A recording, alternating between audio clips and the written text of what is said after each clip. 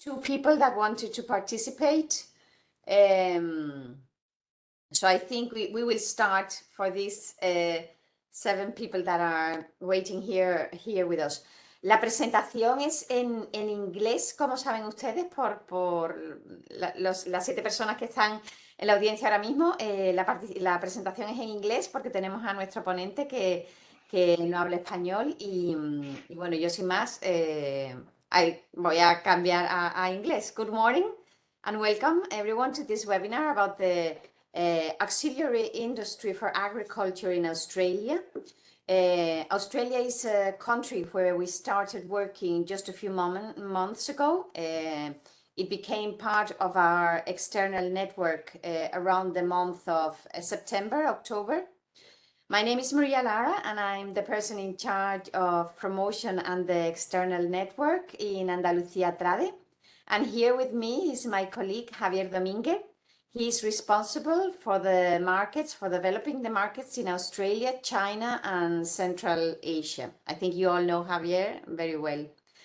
The main objective of this webinar is to inform you about the sector that we just spoke about in a market that is not very well known for us in Spain. It's far away, but as we just heard from our speaker, they know about us because he was here in Almeria, so it's great to know that in Australia they know a little bit about the development of this sector in Spain.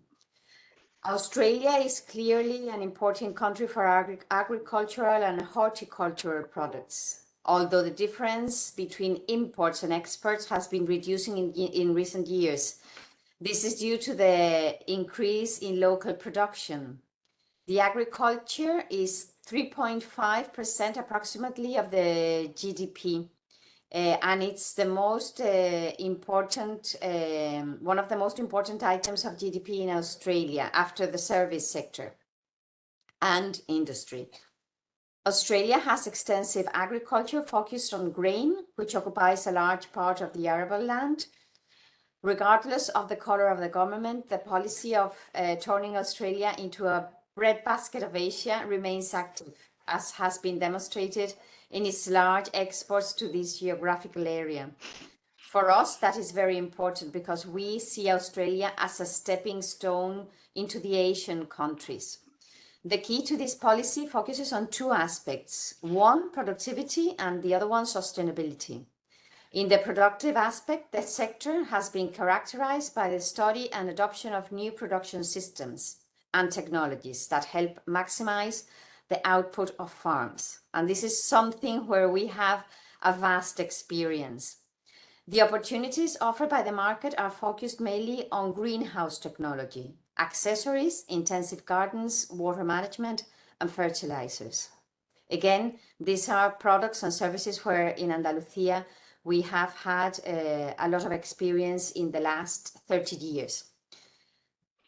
In this webinar, as we have previously said, we regret not being able to count with the participation of Stephen Annells.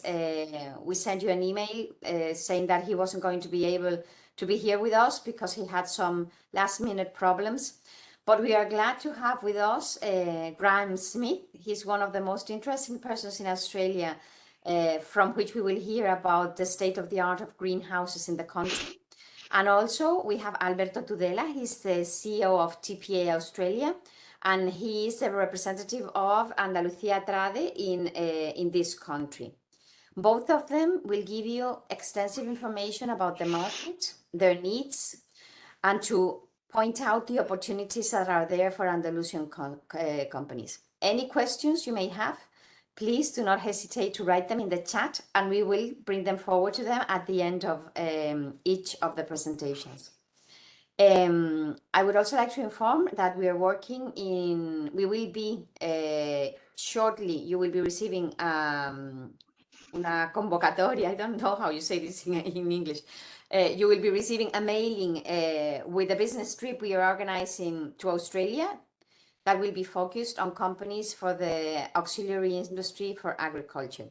This will be a 3 days B2B agenda that we will be arranging for you and Alberto will be able to give us a little bit more of information about this activity.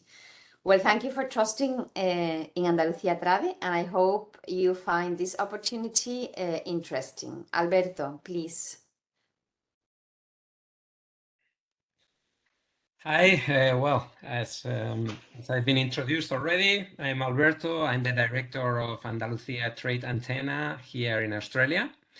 Thank you, everybody, for attending this webinar, and a special thanks to our guest speaker, Graeme Smith, who will be talking after me.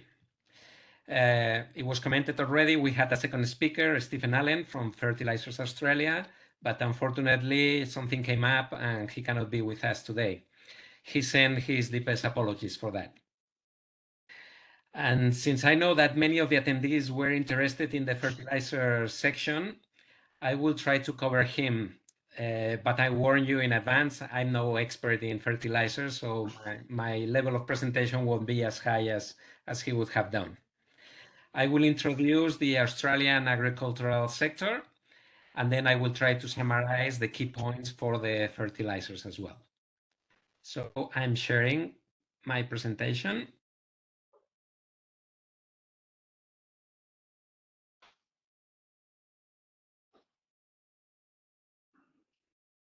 Okay, I hope you can all see it perfectly. So I'm going to start talking about agricultural in general in Australia. Okay, this is obviously a map of Australia. If we compare both countries, we will find that Australia is 15 times the size of Spain, practically the same size as the United States. It is a huge country. But in terms of population, we are 26 million, half of the Spanish population. Just with these two statistics, you can feel how different these countries are. There are also some similarities, like the size of the economies, they are pretty equal, or the value of their agricultural produce. However, agricultural products and systems differ quite a lot due to the significant differences in the land and population. Like all countries in the world, Australian agricultural activity depends on climate, water availability, the soil type, and proximity to markets. Let's not forget that most of the population in Australia is concentrated near the coast, with two-thirds of this population in the coastal area that goes from Brisbane to Melbourne. That's the southeast in the country that you can see perfectly in green. Excuse me. If you look at the map, you will see that agriculture and urban areas account for half the land, while the other half is pure desert. There is a big chunk dedicated to animal grazing with native vegetation, with little intervention from humans. This is the area that is colored in gray. But for the attendees to this webinar, the most important zones are the ones shown in green. They correspond to the areas dedicated to grazing, in this case with modified pastures, to cropping, and to horticulture. It's no coincidence that these areas coincide with the main water streams in the country. On the bottom right of the map, that is the southeast, there are the biggest rivers in Australia. They conform the most important basin called the Murray-Darling Basin. On the other part of the country, the southwest, all in the state of Western Australia, whose capital is Perth, the rivers are not as large, but they create an important area for agriculture that extends from the town of Geraldton in the north to the town of Albany in the south. Perth is at the very center of this area, as you can see on the left side of the map. Generally, grazing and cropping take most of this space, as you can see in this map. But on the other hand, horticulture is mostly concentrated in the east coast. It does not show very clear in the map because it takes much less space, and the scale does not allow it. But it is quite important in terms of economic terms. Now let's take a look at the produce. Australia considers agricultural and livestock produce as the same industry, so the official figures are shown together. as you can see here in the graph. The gross value of agricultural, fisheries, and forestry production has increased by 59% in the past 20 years in real terms, from approximately 59 billion in 2002-2003 to 93 billion in 2021-2022. This is obviously Australian dollars. The last 5 years are a perfect example on how this industry is weather dependent. Australia went through a 3-year drought in the East Coast that finished in 2020. From that moment, there has been successive years of record-breaking production. In a single season, many agricultural regions went from very poor to very good conditions. For this reason, it is always important to look at the long-term trends and not just the short terms. The chart on the screen shows us the agricultural and livestock produce in Australia. The agricultural data is on the right. In an orangey color, we notice the predominance of grains and oilseeds. In this category, the most important products are wheat, barley, canola, oats, and pulses like lentils or peas. This industry is quite relevant and has been always backed by the government after a policy of turning Australia into the football of Asia. It has a geostrategic importance since one of the major consumers of Australian grain is China. I will detail the horticultural section, the green section in the graph, a little bit more. The main groups in this section are fruits, vegetables, nuts, and amenities. For your reference, in amenities, the statistics include cut flowers, nurseries, and turf, or grass, as we call it. As the graph shows, despite the ups and downs of the production, this category shows a steady growing trend for the last decade, during which it doubled in volume terms. Obviously, fruit and vegetables represent the bulk of this section. It is important to notice that due to the different climates in Australia, oops, sorry, I think I missed a bit. Excuse me. I'm talking about fruits here. If we look at the fruit production, we find that Australia produces pretty much the most common fruits like table grapes, apples, bananas, avocados, etc. Not in the list, but of interest of our attendees, is the always growing production of olives and the subsequent development of the olive oil industry locally. As I was mentioned, it is important to notice that due to the different climates in Australia, each state is more or less adequate to a particular fruit growing. I believe our next speaker will mention something about that. On the vegetable side, Australia's growers produce a wide range of vegetable crops on a commercial scale to meet the market demands. Very important to notice that over 90% of all fresh vegetables sold in Australia supermarkets are grown locally.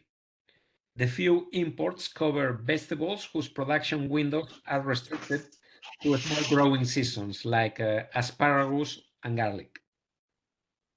If we look at the graph, we can see that potatoes and tomatoes are by far the biggest vegetable commodity grown in Australia.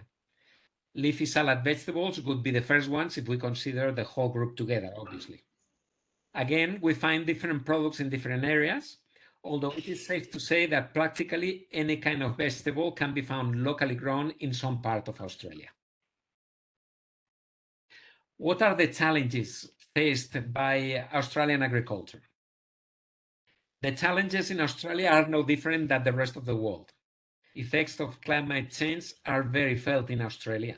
Just in the recent years, we have suffered long droughts, followed by extreme fires and flooding. The look for sustainability then has become a very sensitive topic in Australian society.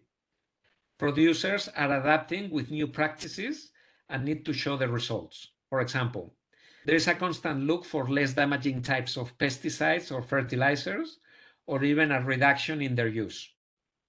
The ecological produce is booming and it needs to be duly certified. There are different certification bodies here in Australia, so you can sell the product as ecological.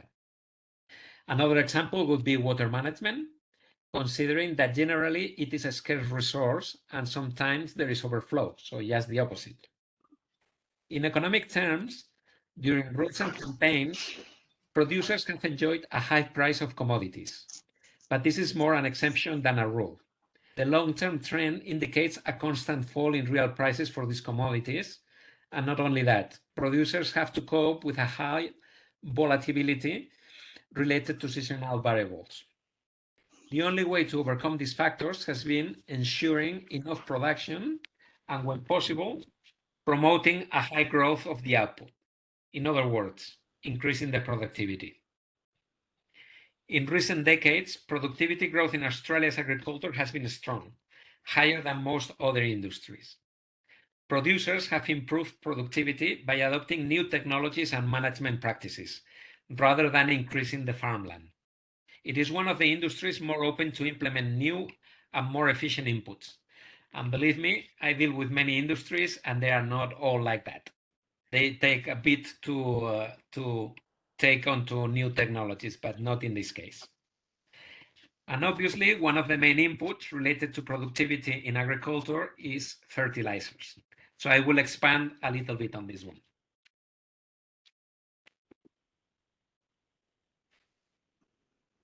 Australia is a small market for fertilizers under a worldwide point of view. Its consumption is just over 1% of the total sales around the world. Between 6 and 7 billion tons of fertilizer are sold each year. However, only half of this is manufactured locally, with the remainder imported.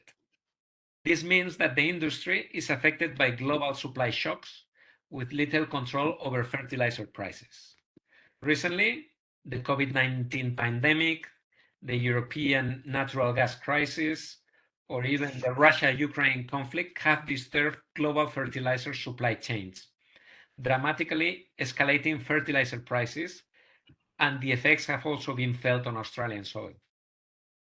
On a more micro perspective, fertilizers are commodity products. Sorry, there are some noises in the background. Fertilizers are commodity products, so that one company's product is readily interchangeable with another's. Import and export prices are determined by world markets and therefore subject to the pressures of global supply and demand. Practically all producing countries are exporting to Australia. Statistics are showing imports from China, Jordan, Morocco, Peru, Vietnam, Israel, Mexico, Saudi Arabia, the US, Kuwait, Malaysia, Qatar, Canada, or Germany. I mean, you just name it. Each one with their own specialty products. So, I mean, it's a tough market. Also, the figures between countries tend to vary season after season because they are very depending on the cost of freight and the exchange rate of the Australian dollar towards other currencies. What are the requirements for exporters? Well, for Spanish exporters, it is important to get to know the association Fertilizer Australia. Member companies of this association are responsible for more than 95% of the fertilizer manufactured, imported, and sold in Australia.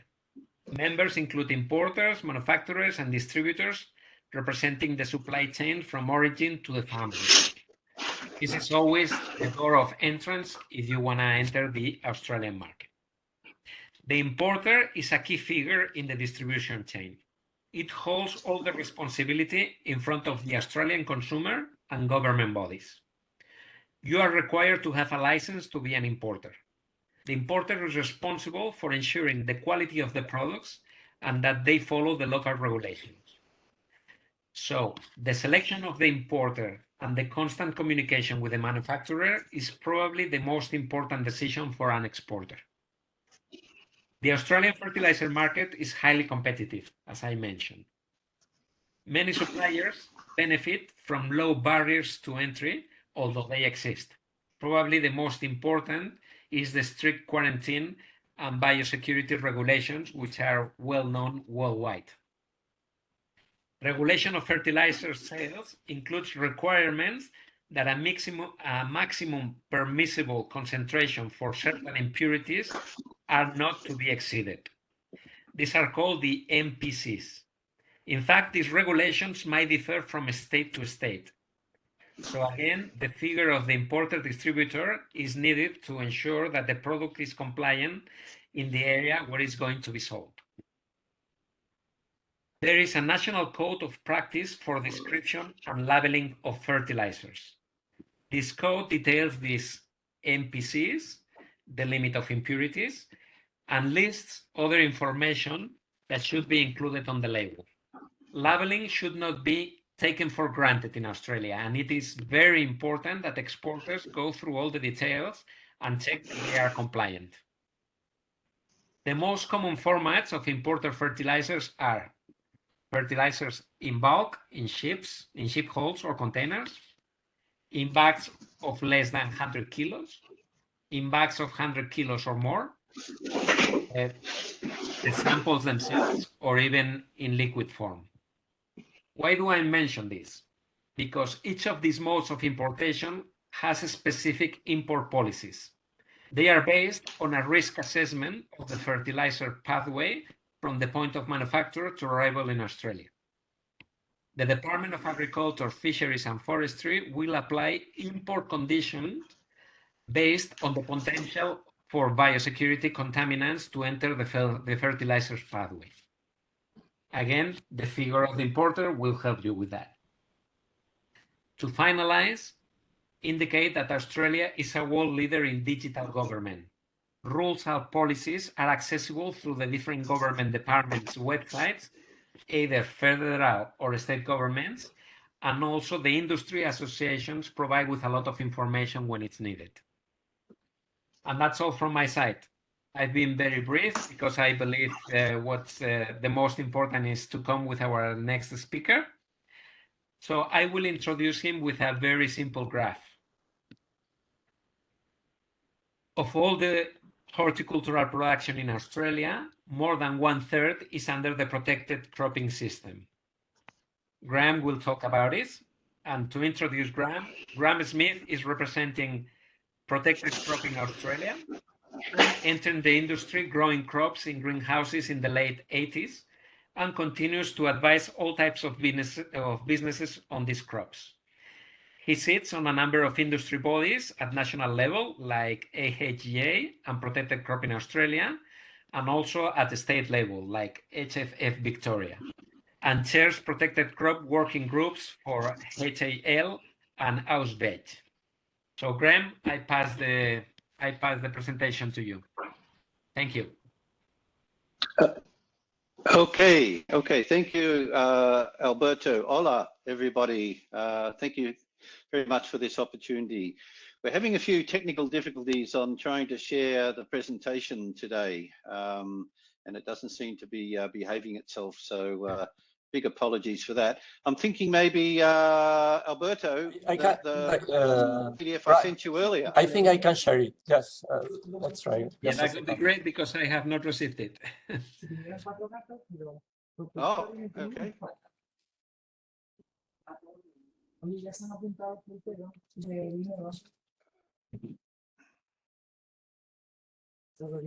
Is it okay? Hasn't come up yet, but Alberto's took a while. There we go. Excellent. That's the first page. Yeah, look, that's just me. Like everyone there, I'm sure, you know, if you've been working in the 80s or even longer, you get involved in many activities. Pretty much all my activities are to do with protected cropping in the, you know, soilless culture, hydroponics, aquaponics, things of that nature.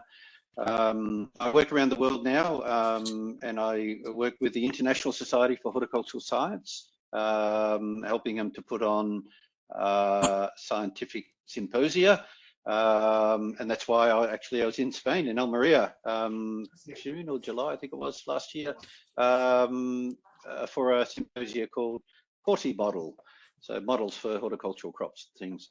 So I had the opportunity to visit your fascinating country. Okay, let's move on. I would like to talk to you about what is the state of play, the situation here. So, okay, so Javier, if we could go, yeah, next one. Oh, sorry. It's in 4 ways. Hang on. Yeah, it goes left, then down. Yeah, that's fine. Okay. All right.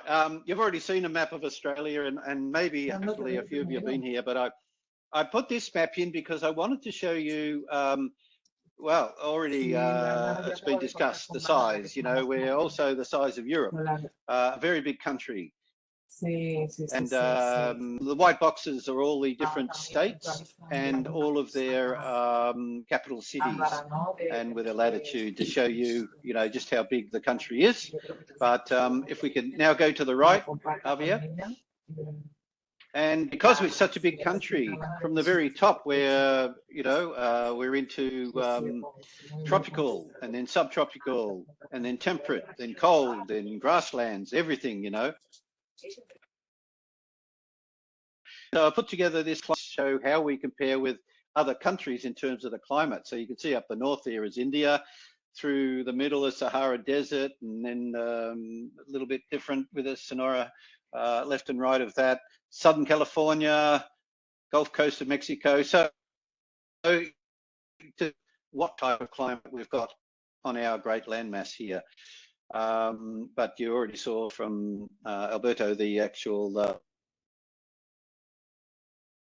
the growing areas and that.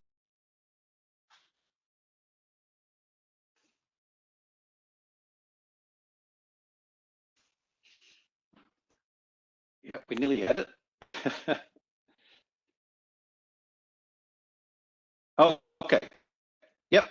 No, just down again, please, or up, as the case may be. Yeah. Okay. There. Perfect. Oh no, went too far. It seems to be jumping around. Okay. If we can keep that one, happy days. All right. So recently we had a mapping program looking at GIS mapping, satellite mapping, and recognition and so on, because we really didn't know how big our industry was and who was doing what around our big country.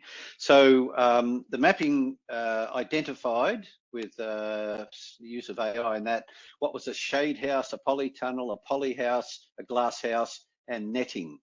Now, when it comes to protected cropping, yes, nets, you know, whether they're hail nets or bird nets or light nettings, whatever, over crops, is not, in my estimation, a fantastic description of protected cropping. Yes, they're protected. So I'm just going to focus on the structures like the shade house, polytunnel, polyhouse, and glass house, and so on.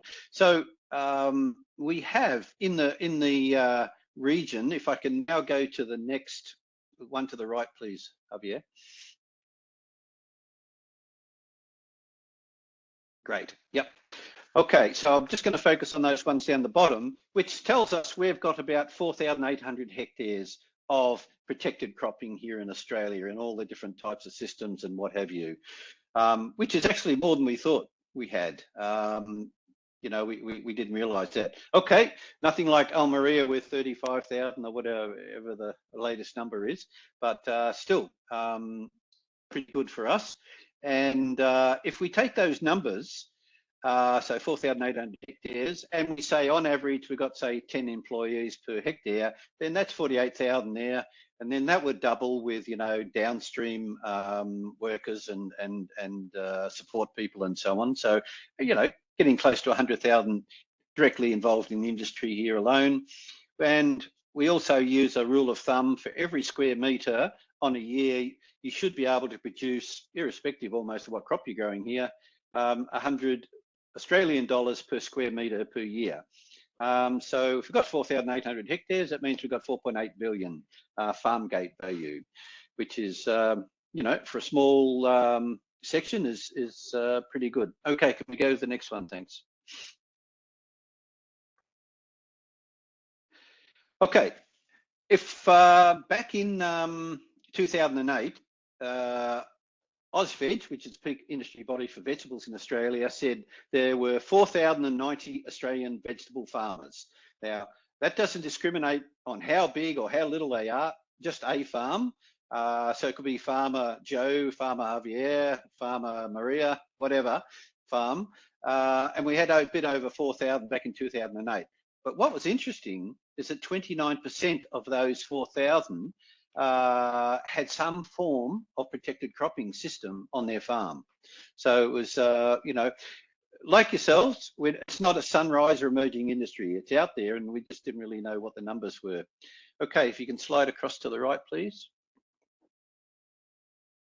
Great.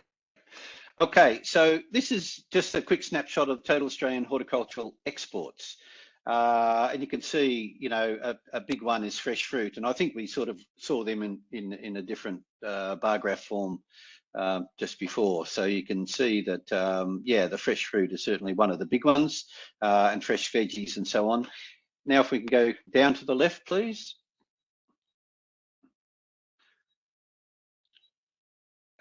We can see there, whoops, we did see for a little while. There we go. All right, the top left section is the total Australian horticultural imports.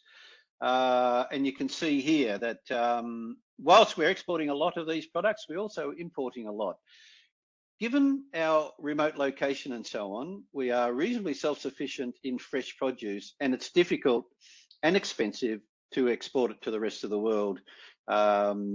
You know, and the shorter shelf life implications. So it's not the easiest thing to do. So we're protected on the one hand, but also isolated to some extent as well. Okay, if we can go across to the right. Okay, now I just want to give a snapshot of tomatoes being one of our biggest commodities for the greenhouse industry. And you can see here, glass houses are 33%, polyhouse and tunnel 6%. So around 40% of the total fresh table tomato in Australia is produced in some form of protected cropping. The rest, the conventional ones, around 60%, you know, the open field production. But that is changing quite rapidly. Why? Well, I think there are three drivers here. Obviously, inconvenient weather. We heard about we're a land of droughts, flooding rains, bushfires, and things of that nature, and they impact a lot of these growing areas, especially with more and more what we call cyclones. I'm not sure what you call them in your part of the world, hurricanes or whatever. Not the same thing. So they get impacted a lot by floods and tempest and what have you. And also there's a lot more manual labour going on. The cost of labour in Australia, probably like everywhere, is gradually but surely rising. Their impact on the production side of things. And of course us, our protected cropping industry, chipping away at their market, so providing a differentiated product. So yeah, so about 40% of the fresh tomatoes. Okay, we can go down the next row to the left, please.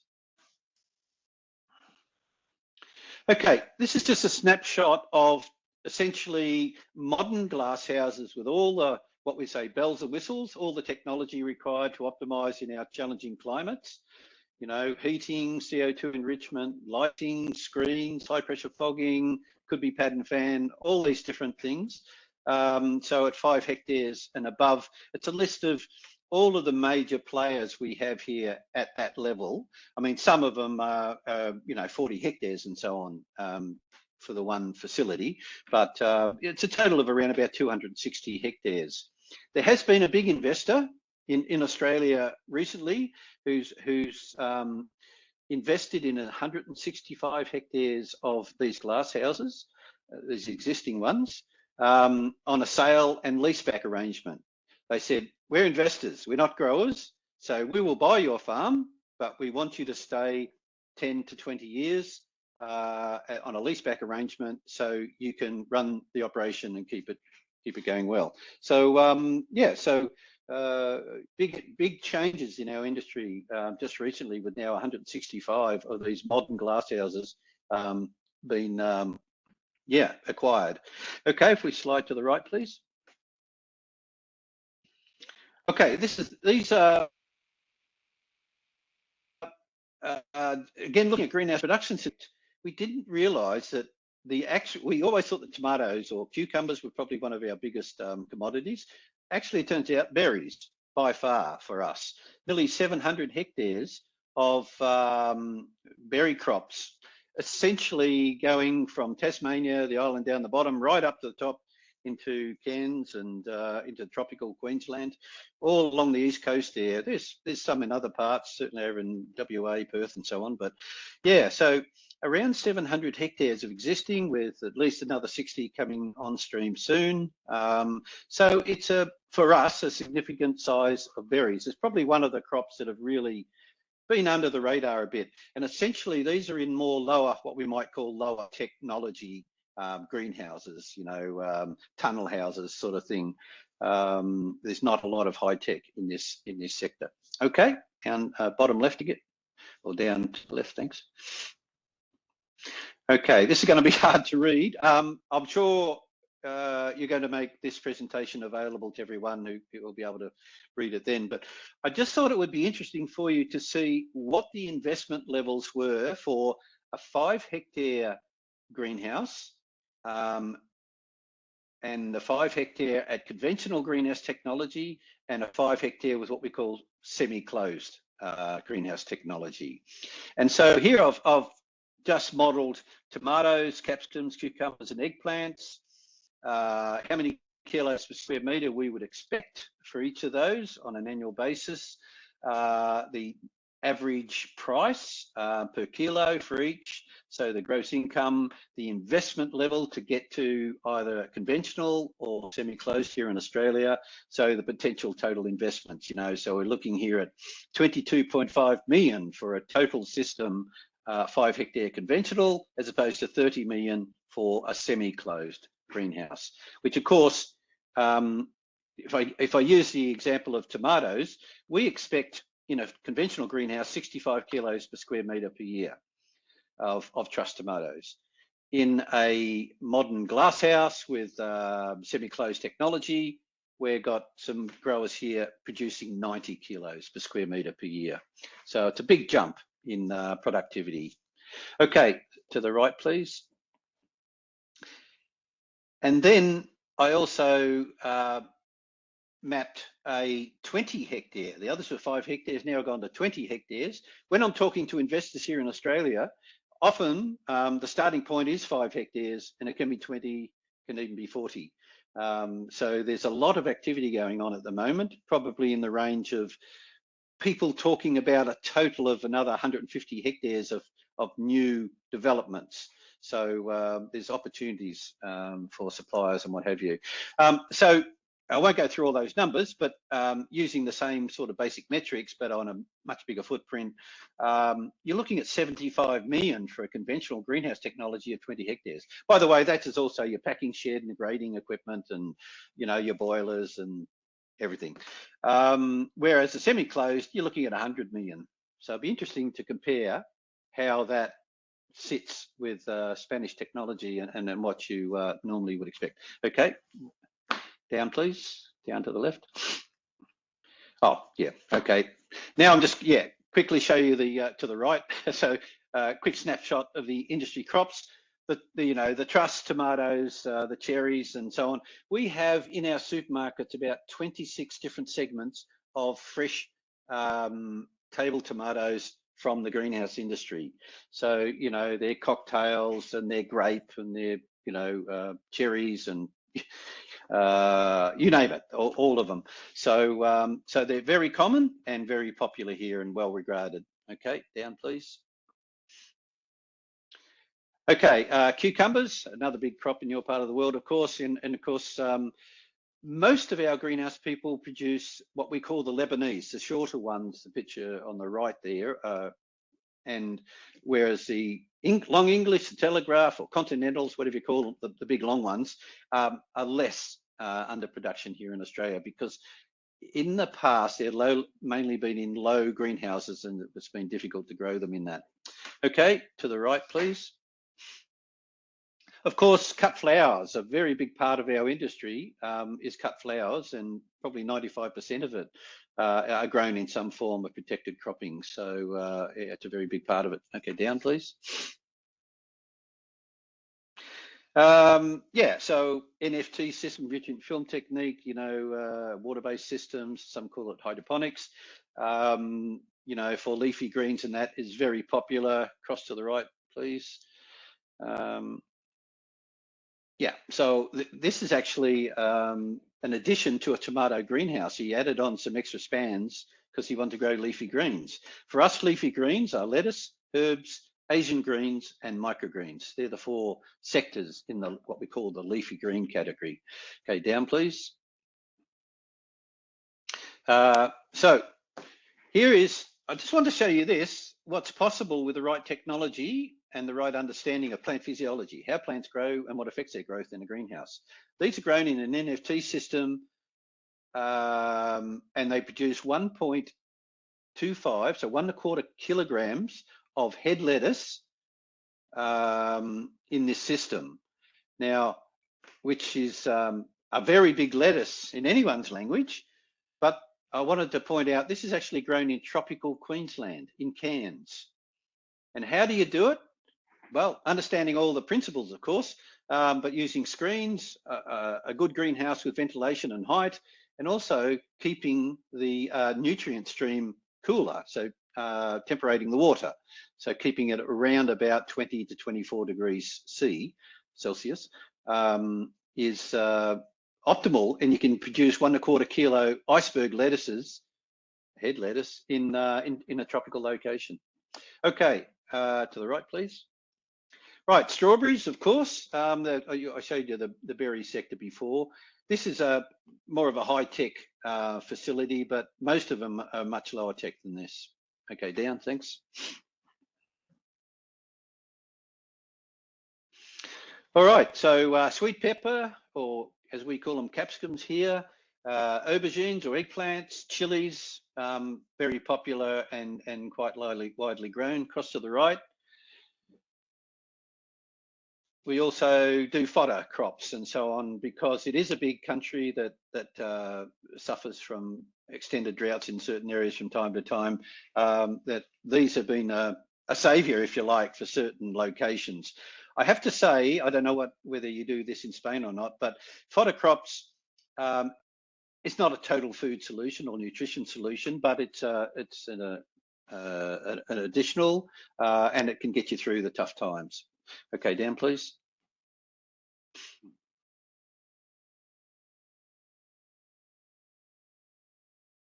Oh, not going down.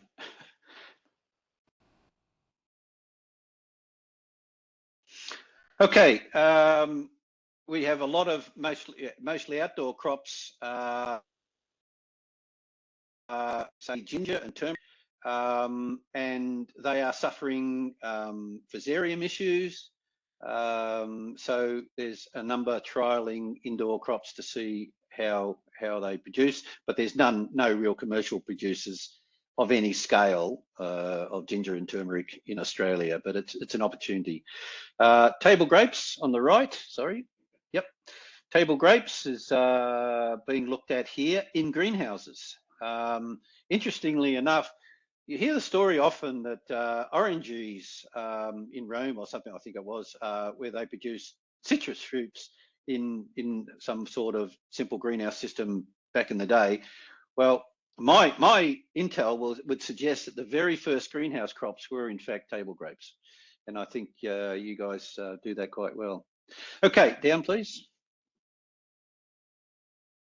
As I mentioned before, berry crops, you know, it's about 700 hectares. This is actually a shot from Holland, and the reason is nobody does it high tech like this here in Australia.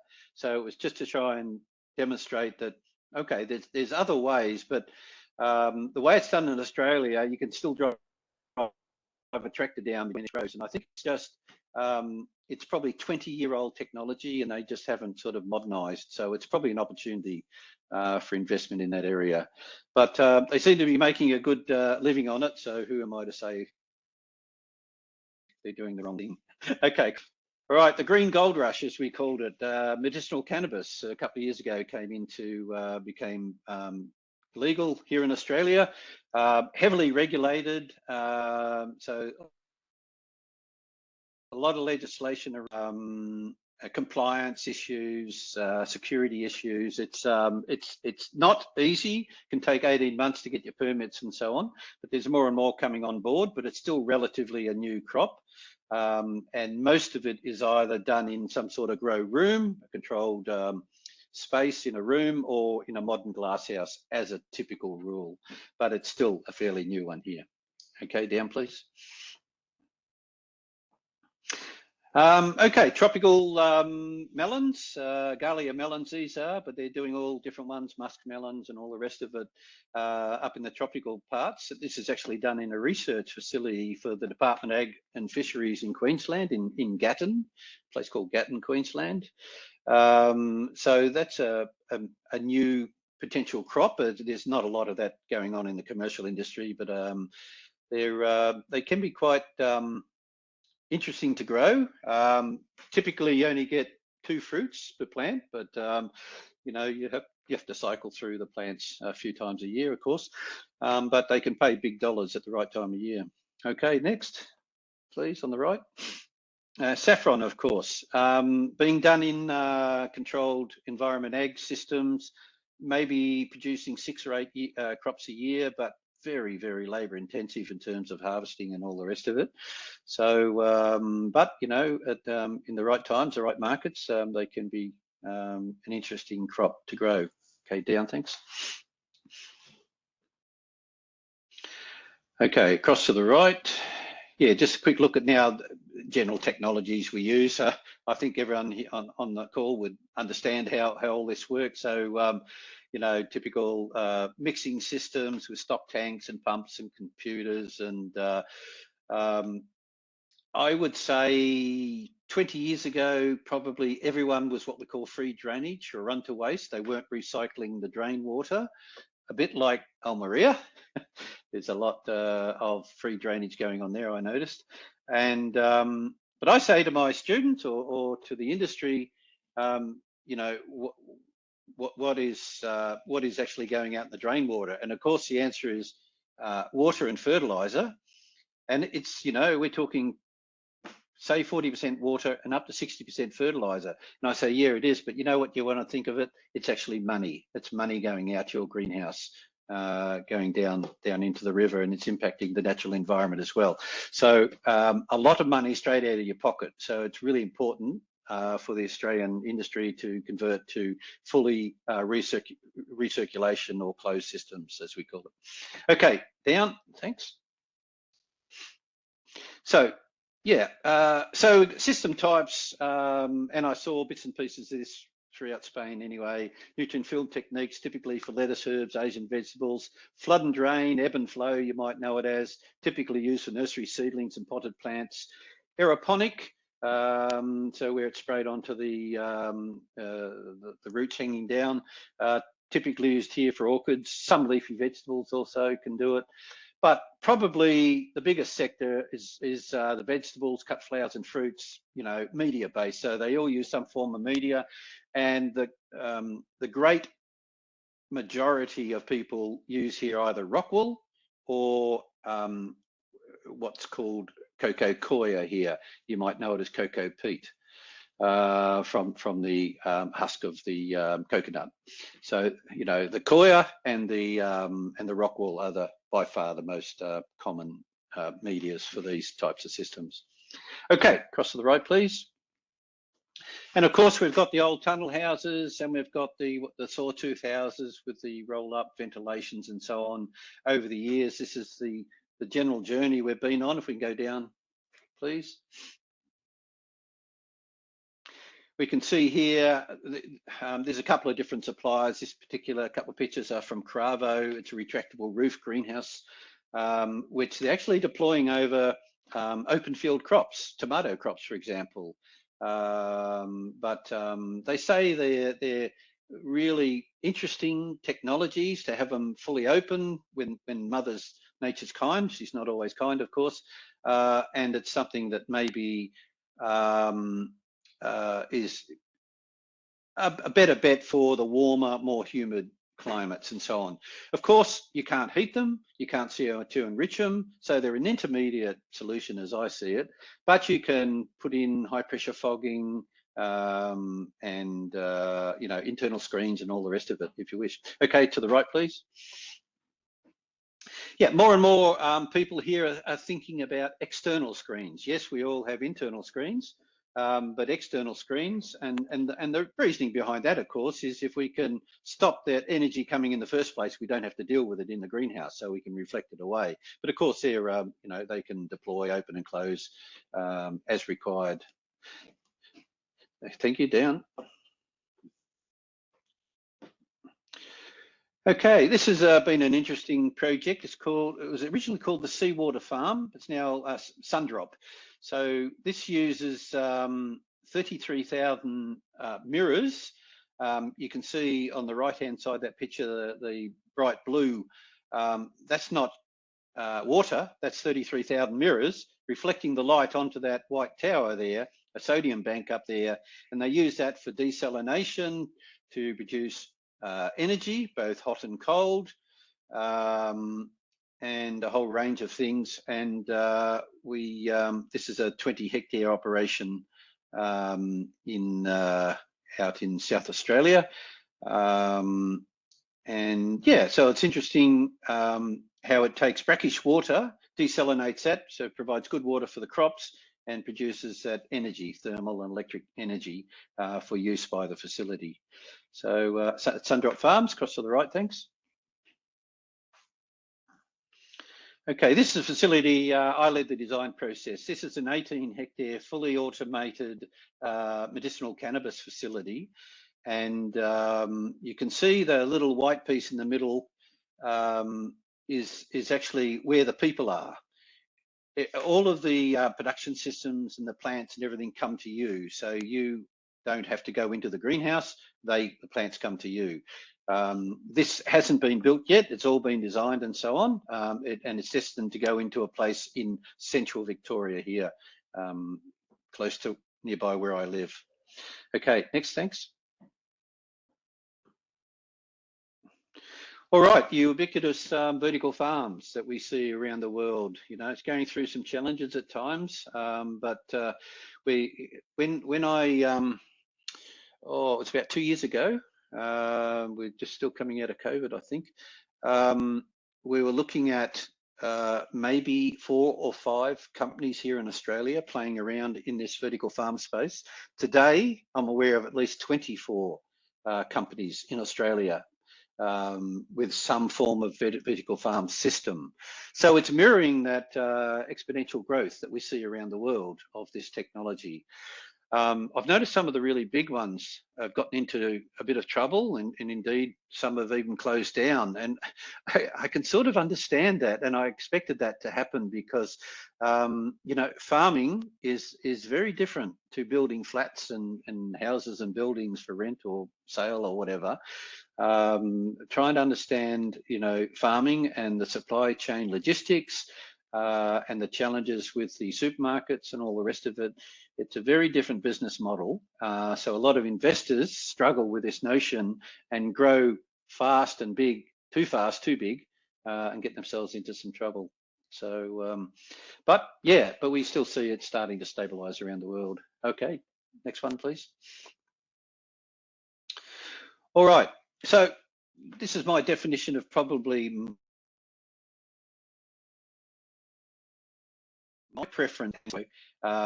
This is what we call, and you know it, I'm sure, Gothic style, the shape of it, poly house. It's got good ventilation, good height, and if growers come to me and say, well, you know, what's my starting point? I said, well, don't fight Mother Nature, work with it. The couple of things: if you're getting a greenhouse, make sure you've got good height, good ventilation capacities. Otherwise, you're always going to be struggling, especially in our climate.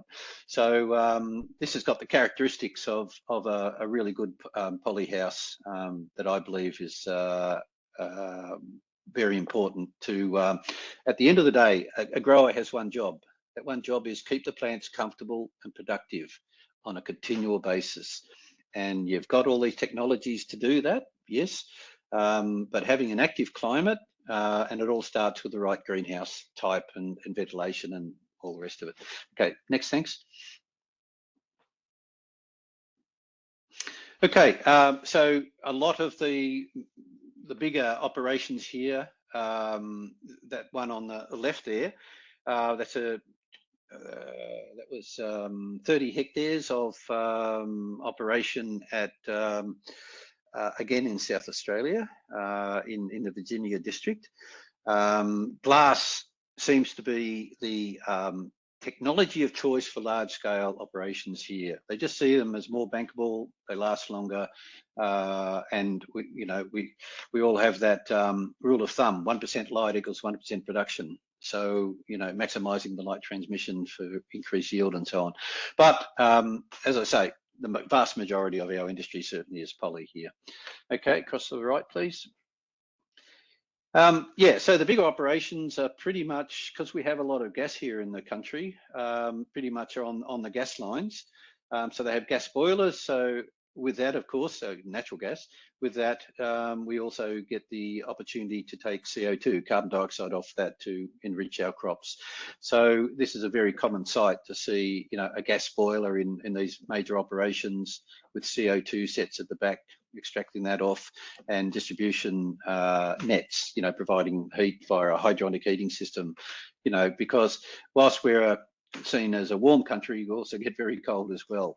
Where I live here, only an hour out of Melbourne, I was growing greenhouse crops here years ago, and I measured at the extremes, -6 degrees overnight, was the coldest I ever measured here, but also +47 degrees was the hottest in summer. So that's over 50-degree swing, so if you're going to be a greenhouse grower, you've got to have the technologies to manage that process. Okay, next one, thanks. Of course, heat buffer tanks here, because of that, we have notionally bright days, warm days, cool nights. And so we burn CO2. We don't want the heat in the greenhouse because it's already warm. So we store the heat in this big tank, a heat storage tank or a heat buffer tank, it's also known as. And while we put the CO2 in the greenhouse, and then at night, heat to actually overnight. So it's a great integration of technologies. Next. Very common again for us to have trolleys, crop management, crop maintenance, picking trolleys, and that all for efficiencies. They give you a 40% saving on labour if you can have trolleys. And of course, they run on the trolley tracks are the hydronic heating pipes, the hot water pipes that heat our greenhouses when it gets cold. Next, thank you. All right. Screens. We have a lot of light in this country, and sometimes we have too much light. So we deploy screens. Indeed, a number of operators have 3 screens. They'll have a energy screen, they'll have a shade screen, and if they're running a short day plant like strawberries or medicinal cannabis or whatever, they'll also have blackout screens as well, so they can manage that photo period, day length, to initiate flowering and all the rest of it. Next one, please, the right. So yeah, screens are very important for us here. Of course, because we're all moving towards recycling, we need to have options for sterilising our drain water before we reintroduce it back into the crop. So here are our 4 common options. The top left one of that is a pasteurisation or heat treatment. On the right of that, the black tanks, that's slow biological filters. Below the slow biological is ozone sterilisation, and to the left of that is UV or ultraviolet, which is probably the most common because of our typically warmer temperatures. We don't want to increase the temperature too much in the solution, so that's too warm to send to the crop. So UV is the most common form here, but there are all those others in different parts of Australia. Yep. Next, thanks. How are we going for time, by the way? We've gone a little bit over time. Are we still okay to continue, or? Yeah, I think it's very interesting. Yeah, go on. Okay, all right. If you're happy, I'm happy to continue, or we'll go. All right, thank you. Okay, now, except for on the coastal regions, the vast majority of Australia is actually low humidity. when I said before it was 47 degrees in outside my greenhouse, the humidity was 16%. So almost no humidity whatsoever. So a lot of our greenhouses have high pressure fogging because we do suffer from very low humidity, which means the transpiration rate of the plants increases dramatically as you go lower and lower. So we need to put moisture into the air, and it also cools at the same time. There's a few also have the pad and fan cooling systems, but they're not an awful lot, but there are some. To the right, please. Now, up until fairly recently, we didn't have much in the way of professional nursery growers to produce our seedlings. So the great bulk of the greenhouse industry had to grow their own seedlings. So it was common when you built a facility, you also built a nursery for them as well. And so here's an example, the nursery, flood and drain rolling benches, so full climate controlled system, so we can optimize the plants, and we could even use it, say if that was a tomato greenhouse, which this example actually was, you only use that once a year. So what do you do with all that space and technology the rest of the year? Well, you can grow lettuces and leafy greens and other potted plants and so on. So they can be repurposed for a short period. But you know, in terms of irrigation and nutrient mixing and so on from stock tanks, you know, it's like the rest of the world. It's the same sort of model. We use, you know, sophisticated dosing systems that manage our EC and pH levels and so on, and before sending out to the crop. Next, thanks. Of course, everything here is controlled by climate management systems run by a computer. This is an example of a Priva, which are probably the preeminent controllers throughout the Australian greenhouses, have been here for many years. But today we're seeing more and more Hortimax, Hugendorn, Autogrow, and the North American one, oh, the name escapes me. Can't think of it at the moment. Sorry, AHGA controls, yes. So they're the most common ones in terms of climate management systems. Cross to the right, thanks. So here's just a typical small grower. This is a 2-hectare operation in Victoria. Tomatoes, as you can see, hanging gutters, hydronic heating pipes, glass house. You know, this is very common in our industry to see crops like this and technology like this. Next, thanks. Okay, I mentioned before that we had a few semi-closed systems, so that we're massaging on a constant basis the greenhouse climate, but more importantly, we're not losing, as we say, the CO2 for the birds out through the ventilators. So we actually have the vents shut, they're only there for emergency, and recycle, and we cool it, we can mist it, and we can heat it, we can add CO2, we can do all that and bring it back under the crop. So it's becoming more and more interesting here, but certainly the great majority of our industry don't have this level of technology. It's more of a what we call conventional. Okay, across to the right. Just to touch on what I mentioned before, all of our systems now, except for the berry industry, and they are working on ways how they can help them recycle, but you know, we're all recycling and treating our wastewater and reusing it to save, as I said before, a lot of money. Yes, it's water and fertilizer, but it's a lot of money. Next, thanks. Okay, so again, you know, on the bigger scale systems, you know, big multiple stock tanks, A1, A2, B1, B2, etc., mixing systems. So they're, you know, very common around the world, and also in Spain, I'm sure. To the right, thanks. And certainly when you're at scale, obviously makes a lot of sense to capture the rainwater off the roof. It's a relatively higher quality. Still need some filtration because you get dust off the roof. So, yeah, it's and depending on where you are in the country, you can be completely self-sufficient on capturing just the rainwater. You don't even need the city water. I would always say have the city water anyway as an emergency. and especially if there's a drought or something. But you know, we have some areas with, you know, quite high rainfall areas, so they you know, can be self-sufficient on their water. So it's very useful. Next, thanks. Okay, trolleys, automation, and so on. Pretty much every greenhouse has got some form of automation in there. As I say, it saves you 40% in labour, especially your picking trolleys and your harvesting trolleys and that. So they're very common. Some of the bigger ones actually go to the next level and put an inductive wire in the concrete pathway, so you press a button and the trolleys go off automatically. Nobody needs to sit on them or take them or drag them. They find their way to the pack shed and come back to the picker again automatically.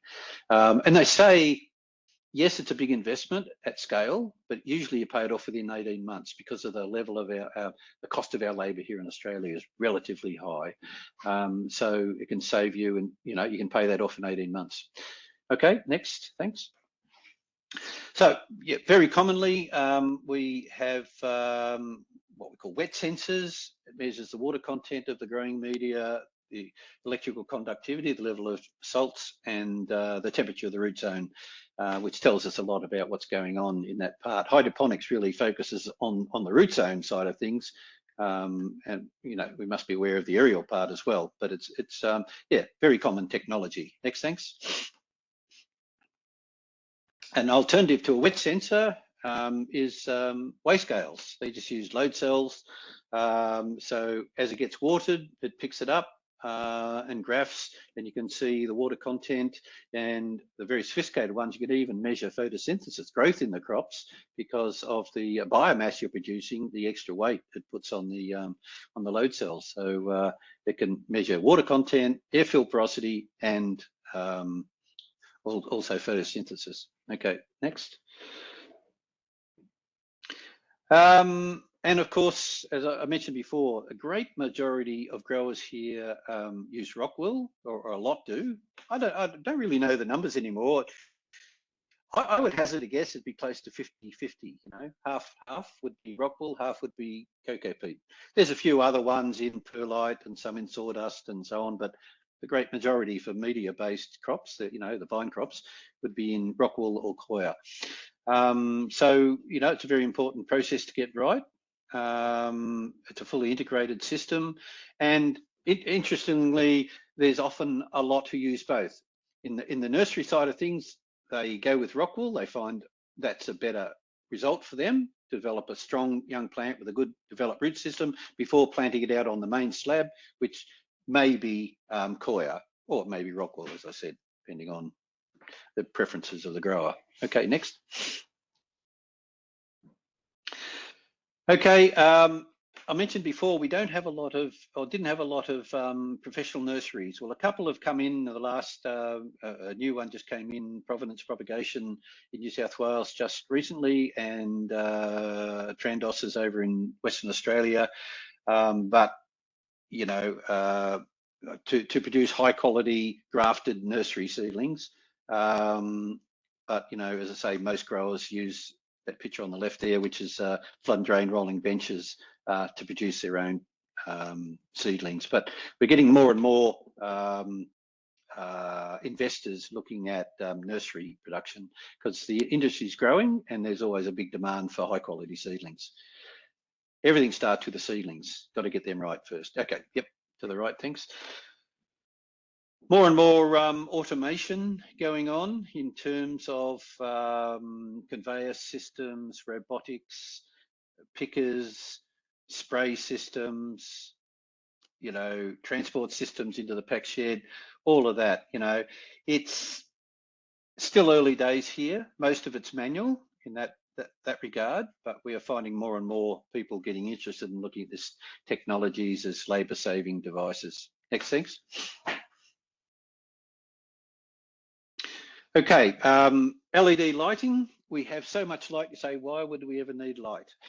Artificial lights. But it depends on where you are, and depends on the length of the day, and what we call the DLI, daily light integral. So how much light energy you're getting over a typical day. And if it's not long enough, you can obviously provide artificial lighting, but you can also do interlighting. So because your first 1 metre of your crop captures 80% of all the light comes in the greenhouse. What's driving underneath that? So that's why where interlights come in and give you on average around about a 10% increase in productivity. Not too many growers are doing this, but it's just more and more coming on. Okay, next. This is a European system, dry hydroponics. There's only a couple of them in the country, but it's interesting. It's it's like a big floating lake. All these leafy green plants are being produced on this floating lake, if you like. The dry hydroponics, I don't know if you've heard that term in Spain, but it just means that the plant seedlings isn't sitting on the floating board. It's got an insert which holds it up a little bit. And with that up a little bit, they say you get atmospheric oxygen around some of the roots, whereas the rest of the roots are in the nutrient solution, hopefully with good oxygen levels as well. And they say that's a benefit. I don't know. Maybe. So yeah, so it's just a new way of growing, and you can use channels of water to actually transport your products into the packing shed automatically just by following the water flow. Yep, next, thanks. There's been quite a big take up here, certainly in the Southeast Asian region, like Hong Kong, Singapore, in Asia in general, but here in Australia, these mobile gully systems are becoming more and more interesting, certainly for the leafy green sector, because it optimizes the available space, it automatically opens up as it comes down, and yeah, it's a highly regarded system here in Southeast Asia, so it's something to watch. Okay, next. Depending on your plant types, whether it's orchids or cannabis or other, and you're looking for certain traits within the plants, these economics using sometimes German technology called Lemnitech, which actually measures the plant as it goes through all these different cameras, and it can see, what's the physical size, what's the architecture, how many stems, what's the flower size, where is the flower, and that pot would be great, put with other pots. They're often used in our research industry here to optimize finding the right traits for, say, new varieties of wheat, cereal crops and things of that nature. Normally, when you do it manually, it can take 7 to 11 years from developing a new strain to commercialization. With this phenomics or facility, you can shorten that to as little as 3 or 4 years. So it's a huge time saver. But yeah, not too many have got that, but I can see that's going to become more and more common as we go forward. Next, thanks. Okay. We know in Europe, certainly in the Netherlands, is a great example that 80% of the greenhouse growers in the Westlands area there have CHP, combined heat and power. Well, here in Australia, we've only got 3 or 4 greenhouses with CHP on it. You need to be on natural gas, high pressure natural gas. You need good grid connect, so the transmission lines have to be right. And of course, you can take the waste products. The electricity goes into the grid or can power your facility, power your local homes, and your waste products, your heat and your CO2 would be used by the greenhouse. So it's a nice integration. It's not a lot of it happening here, but I can see probably more and more with the energy challenges here that this could be a good solution for some. Okay, next. Right. One of my roles with the International Society of Horticultural Science is I chair a working group called Hydroponics and Aquaponics. So here's an example of aquaponics. And this is where underneath we've got a hole and we've put tanks with aquatic animals. We use the waste products and they're part of the fertilizer regime to feed the plants above. And then a greenhouse is put on top to manage the climate and integrate the whole thing all on the one footprint. So it's just a way of thinking about how we can take technology and, shrink it down to smaller footprints and yet optimize the productivity of that smaller footprint as well. We've got some more photos, I think, coming up. So we go to the next one. And that aquaponics facility I just showed you, actually on the left there, this is one we built in a couple of years ago. I did the design and building of this system in Cobbitty in Western Sydney, and it was called Blue Farm there then. It's now called Green Camel. It's a glass house, and the mobile gully system is 2.5 meters off the floor and under the floor, separated by screens, and that is the fish tanks and so on. So it's and they have organic accreditation. They supply into some of our major supermarkets. Not a lot of aquaponics going on here, more on the hobby scale. Then we go to the right. Okay, so you can see the mobile gully system that's 2.5 meters off the floor and the fish are underneath. Okay, this fish, that's not what we normally grow to. We normally grow to plate size. This is just showing off a bit. We have to have a high quality fish. They're barramundi. You might know them as sea bass. I'm not sure what you know them as in your part of the world. But they need to be around about 28-30 degrees water temperature, which is no good for the plant. So we have what we call a decoupled system. The waste from the fish gets filtered out. We can use that to grow seedlings in, the waste poo and so on. And then we go through bioreactors and we extract the ammonia and turn it into nitrogen to feed the plants and a few other elements as well. Does need other inputs to give us a complete cycle, but yeah. But you know, aquaponics is interesting, and there's pockets of it all around the world. Next, thanks. Okay, yep, to the right. So here is a snapshot. This is actually of a software package I've got. We can see a greenhouse. It's got an east and a west vent. It's got a weather station outside. It's got a boiler, and it's got a pipe rail system on the floor, hydronic heating, and it puts a bit of CO2 in, and it's measured by a measuring box in the center. That is probably 90% of the industry a couple of years ago. Now, if we go to the next picture, this is what we're starting to see more and more of. Same greenhouse, but now we've got two screens. We've got artificial lighting. We've got grow pipe, another hydronic heat pipe, or indeed it could be what we call a monorail, which goes up higher in the crop, in the roof, in fact, as well as the one below. We've still got our boiler, but it's supplemented by a combined heat power system, cogeneration system, and we've got a heat buffer tank. So the boiler's job is just to fill the buffer tank, and the heat is drawn from the buffer to go to the greenhouse. So more and more, there's sort of levels of technology that Australian growers are moving towards, but certainly nowhere near everybody has this level of tech, but it's just where we're all heading to. Yep, to the right, thanks. Of course, outside we have wind, inside we had air movement, you know, so we need airflow, and we don't need a jet stream, just a gentle air movement to keep things stabilized in the greenhouse. So these horizontal airflow fans, next, thanks, are very common in every greenhouse pretty much. But now we're playing around with all different types of fans. Fans that suck air from the top, bring it down the bottom, from the bottom up the top, ones that, you know, blow out in a sort of an envelope. So we're playing around with all different types to see what works for us in certain crops, in certain environments and so on. Across to the right. So yeah, this is one of the Australian companies, Vertical Growing Technologies. I was actually involved in the formation of this company as a founder. And this was sort of our beta version, if you like, of a vertical farm that we felt the Australian industry was going to be interested in. Also, vertical farms, if you ever work in the Japan region, they call them PFLs, plant factories with artificial lighting. But most of the world now call them vertical farms. Next, thanks.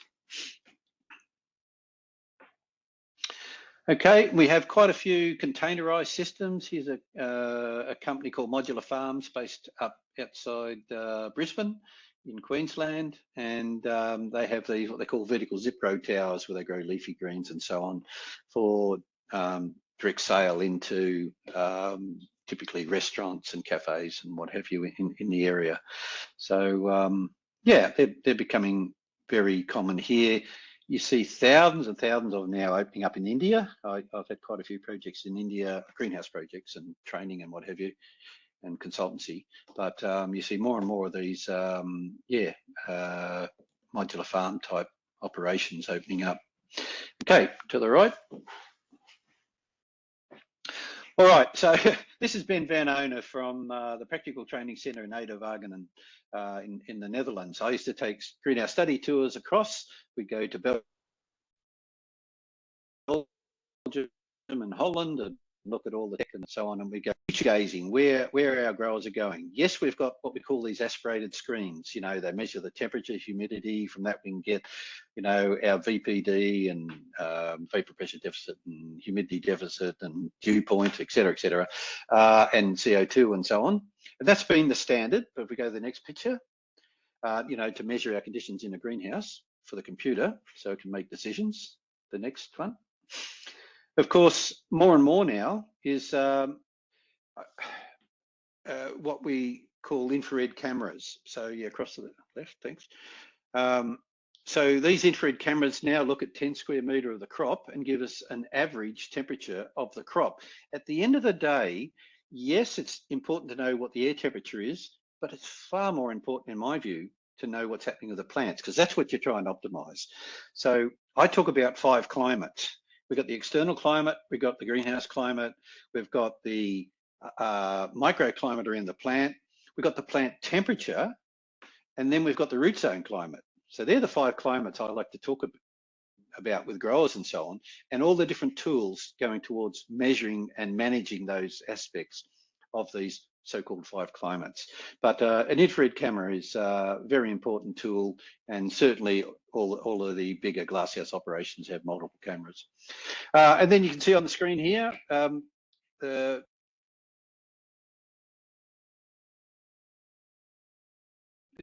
is future go.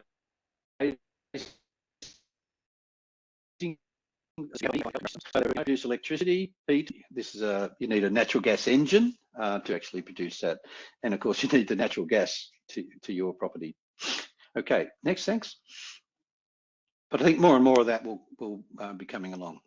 So nurseries, yes, I think I already made the point. We need more and more nurseries to produce high quality seedlings. Your whole crop starts with a high quality seedling. To the right, thanks. And we're getting smarter and starting to understand a bit more about plants with all the new technologies and understanding. And we know that plants have different rhythms and in different parts of the plant, and that we can actually look at it with specialist equipment and sensors and that, and start to feed that into our climate management system to get direct feedback. So we make a decision. Is it too hot? Open the vents. What is the plant doing? Get direct feedback from the plant. Was it the right way, and was it the right decision, or do we have to change it? So we're getting, you know, a little bit smarter about things there. Next, thanks. Okay, this is an Israeli company with an interesting technology. It's called Roots. The company is called Roots Sustainable Agricultural Technologies, and they've got this stub, they call it.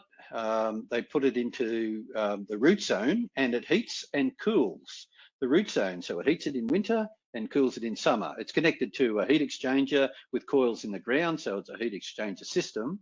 But the latest version, they're actually connected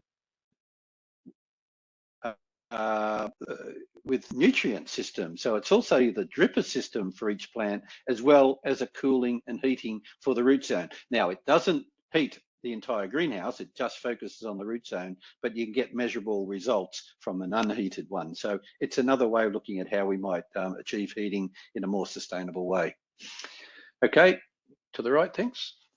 All right, now this is not an Australian company, but more and more, in fact, today, I'm working with 2 universities, one in Tasmania, one in Western Australia, on developing new facilities for research, and they would, you know, look something like this. So it typically involve, you know, climate control compartments, multiples of them, where we do a lot of different research on different crops and so on, you know, salinity trials, stress trials, and so on, you know, to help and guide industry.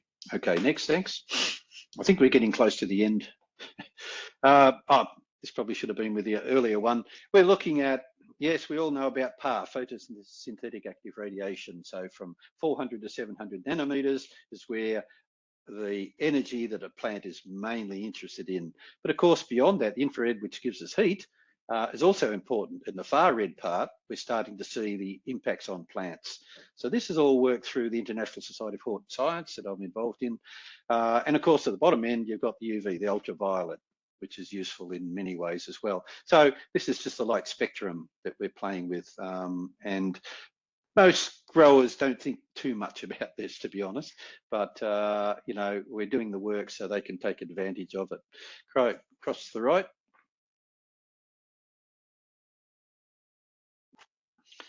Okay, so drones, they're becoming ubiquitous and being used right throughout the greenhouse. So this particular drone is a pollination drone.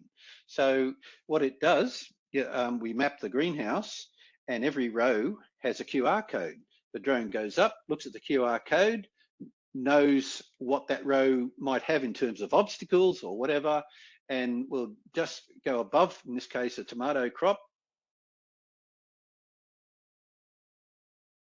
We'll change the downwash is at the best frequency to cause the flowers to pollinate by vibrating, and then go along, turn around, come back again, go to the next row, look at the QR code, go down and back and so on. So we've got them in a couple of commercial greenhouses going through their trials now. Because pollination here, we don't have bumblebees on the mainland. We have them in Tasmania, but there's no bumblebees on the mainland. So it's a technology we don't have access to for pollination of, say, our tomato crops. Next, thanks.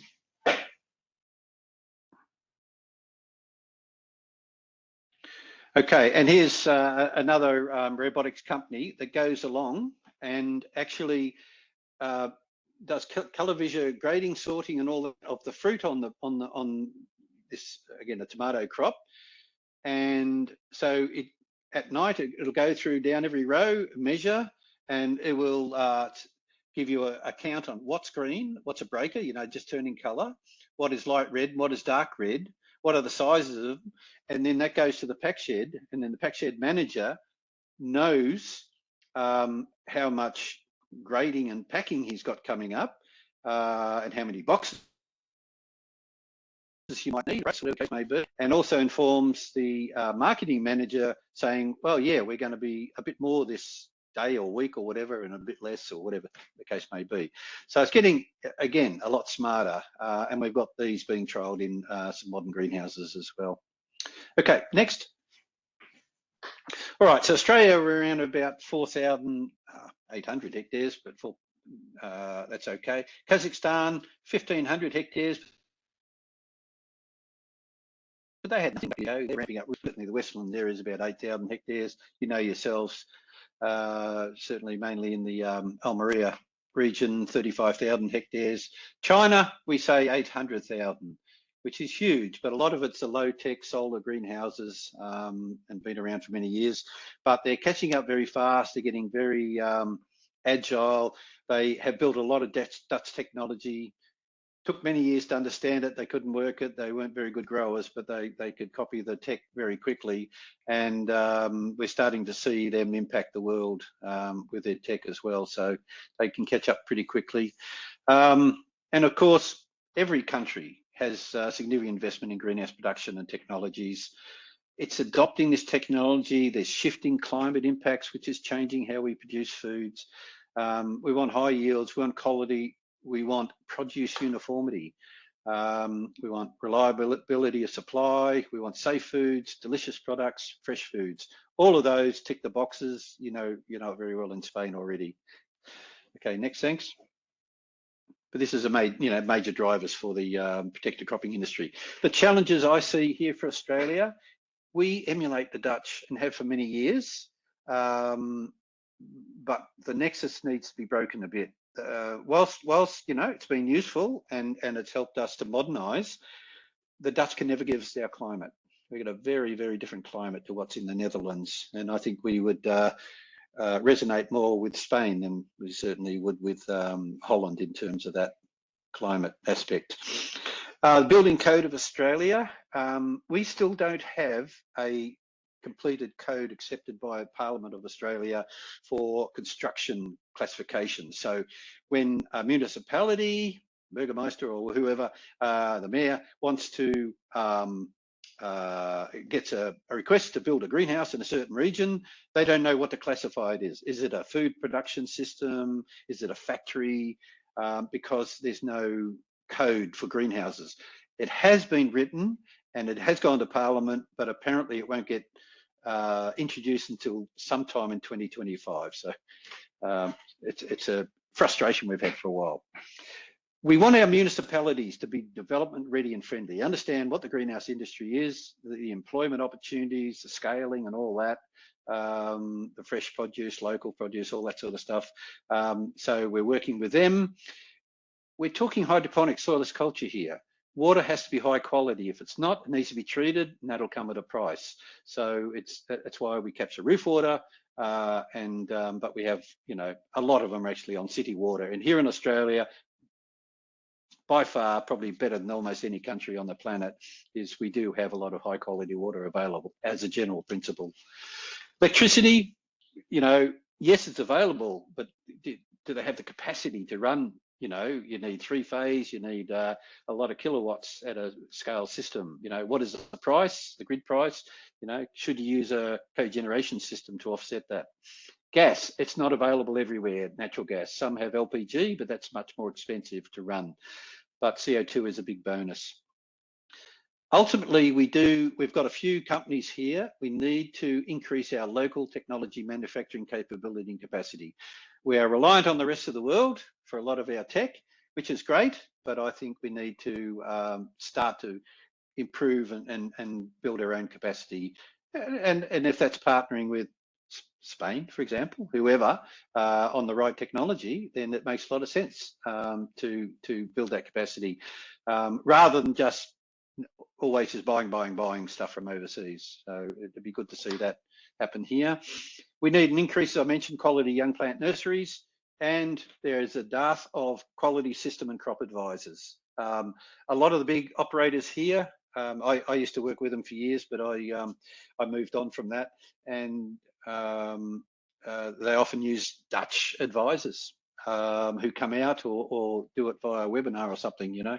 But I think we need local expertise developed, train the trainers and all the rest of it. Next, thanks. Okay, you've all seen this, of course, 38 square mile of glass in the Westlands. Is that the future for Australia? I'm hoping not. I'm hoping it's not that density. I'm hoping it's a bit more structured and thought out. And at the moment it is, you know, we're all over the place. There's no real precinct as such here in Australia. Next one. And I don't think I can have to tell you where that is, El Maria. Again, I'm sorry, but I hope we don't see that in Australia either. I'd like to see the one on the right, if I could be so bold. You know, where it's nestled in urban environments with, you know, good urban planning. We could have, you know, production systems on one side. We could have residential buildings or commercial offices or professional offices, whatever, you know, all occupying the same space, using waste products from the building to actually help us produce the plants and so on. I hope it's something more like this going forward, but I'm sure it's going to be a mix for sure. Next, thanks. Oh, that's it. We got there. Thank you so much for your time. I'm sorry it was a bit cumbersome, and apologise that we couldn't get the presentation going, but I'm sure if you're interested that they'll send you out a copy of this presentation, so it'll remind you of this time. So thanks very much. Were there any questions, or you had enough for now? Well, for sure, it's been very, very interesting. As I told you before, Graeme's presentation was going to be much more interesting than mine. We got a heck of information. I mean, a lot of information in there to digest. If you allow me just a brief summary, obviously with all the information that you got us, it's impossible to summarize in 3 minutes, but I noted some ideas that to me are the most relevant, is that protected cropping in Australia is bigger than we expected, that we are discovering new ones that is not being registered. So probably we're talking a bigger market than we expected.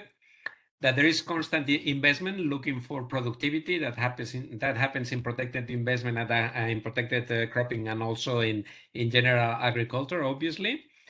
That the segment is good adopters of new technologies. I mean, some of the things that we have seen in your presentation, I had no idea they even existed. Maybe my colleagues in Spain, they know about them, but someone like me, I had no idea that they existed.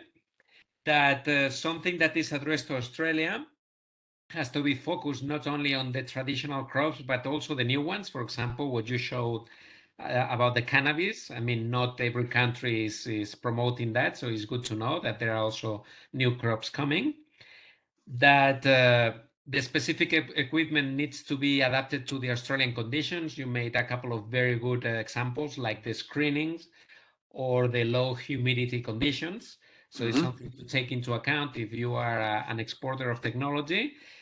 And finally, I think that the last idea that you got us is that Australia is interested in producing locally. So any company interested in transferring technologies or collaborating, partnering with Australian companies would be more successful than just trying to sell directly. Sure. So thank you so much, Graeme. It's been very, very informative. So I'll pass the word to my colleague, Javier.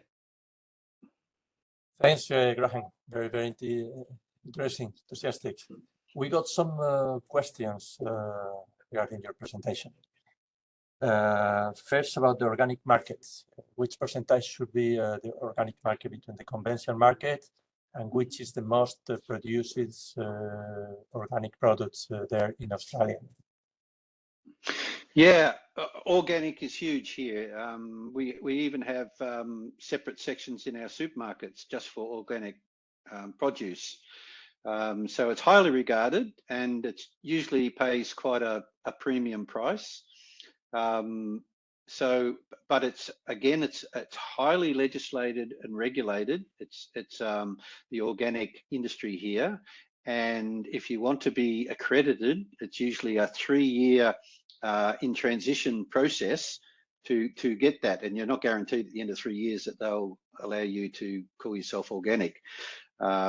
So it's a very interesting market. It's not always easy. It's a rules-based system here, and you have to follow a lot of rules to make it work.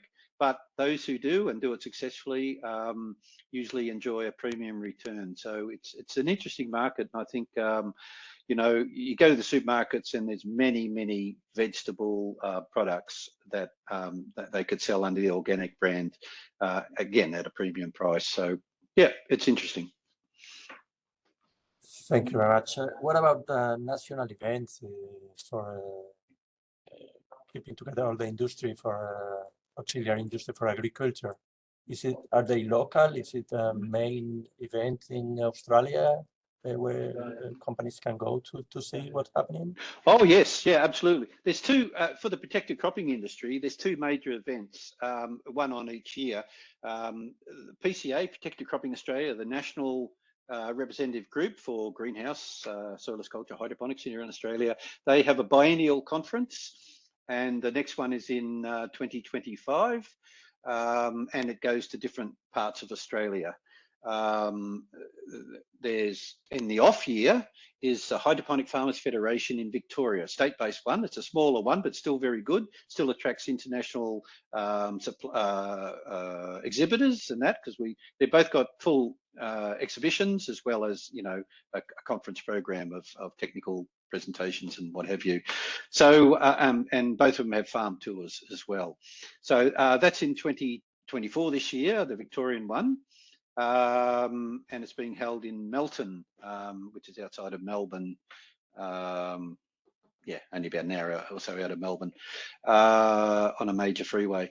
I'm trying to think where the next PCA one is. I can't remember. 2025 anyway.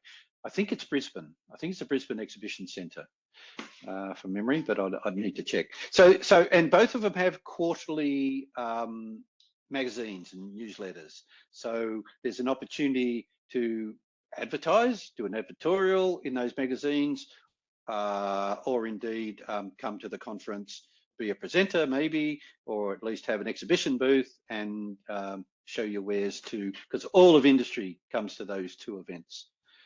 Mainly the national one, but we have a lot of international visitors come to them as well. We've got to say that in terms of agriculture, there are many trade shows, but they are all spread in the country and they are very regional. This is obviously what we have seen in the map, that every region has its own characteristics. So the show will be concentrated to that region. There's not so much a national one where everybody gathers. It's more, as Graeme was saying, so more the conference-like, where they have all the conference going on, and at the same time they have a small exhibition center. So it's quite difficult to find a national one. So you really need to focus on what sort of market you are serving and find the right exhibition for you. Yeah, there's a national vegetable one called AusVeg, and it's called Connections, and they have that every year. So that's a broader spectrum one of all of ag and hort, whereas we specialise in protected cropping. But so Hort Connections with AusVeg, which is a big industry bodies for vegetables in Australia. They do a yearly one, typically in a different state each year. Good, thank you.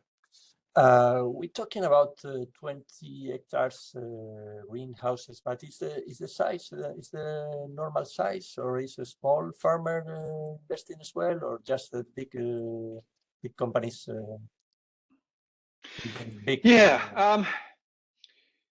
I would say the average greenhouse size, taking into account everything, is probably around about 4,000 square meters an acre. Is pretty much an average. There's a lot of mum and dad operations and small operations and so on. But yeah, I would say 4,000 would be, give or take, a rough average right across the 4,800 hectares. Okay, and we know you've been in Almeria and you know well Europe greenhouses. What Australian investor thinks about the Spanish greenhouses, the Spanish technology? What's the? It's not something that comes up in regular conversation, Spanish technology. So we need to know more about you and what's possible, what you can offer. So come to our shows and talk to us and show what's possible. As I say, a lot of the big rich investors, they're looking more at glass technologies, based on a Dutch style, a Dutch Venlo type is the most common. But, we have some sizable operations at a polyhouse, so we have a mix of them. But there's not so much in the way of Spanish tech here. So we're unaware of who the suppliers are, what technology they got, and how they can work with us. Yeah, we need to work on that. So we're coming with Andalusian companies in April, I guess, in this business trip we were talking before. And we also have a question about what level of technication have the conventional outdoor crops. I'm interested about fertigation. Well, maybe you cannot answer to this question because it was for your colleague. We miss him. I don't know if you got something to say. Yeah, I mean, they're pretty sophisticated and they do use tech from all over the world, probably Spanish tech in the open field, situation. But it's not my area of expertise, so I'm not so sure. But I actually teach myself on irrigation, fertigation, mixing, how to convert from open to closed systems. I run a greenhouse technical management training course, goes for a week, 4 times a year around Australia, and indeed I've taken it international. It's been running now for 17 years, done over, must be approaching 50 presentations a week at a time. So it's popular and it has all of the, the aspects of greenhouse hydroponic production and so on. But yeah, look, in the open field, I'm certainly no expert and I can't really speak to that, but yeah, it's a problem. Good. Well,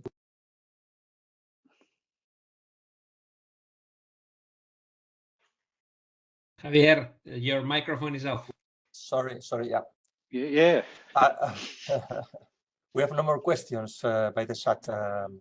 I don't know if one of the companies attending want to talk directly.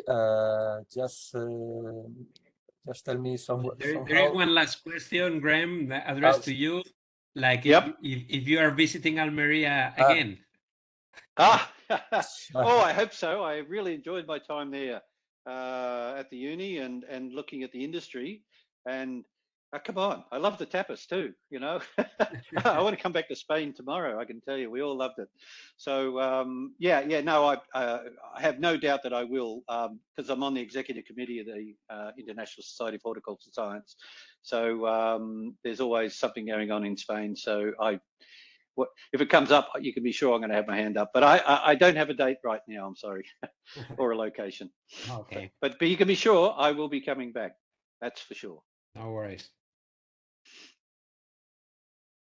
Well, I think I'm done. Thank you very much. It was impressive presentation. How the technology, as Alberto, has been very surprised about the pictures, the explanation, the presentation you did.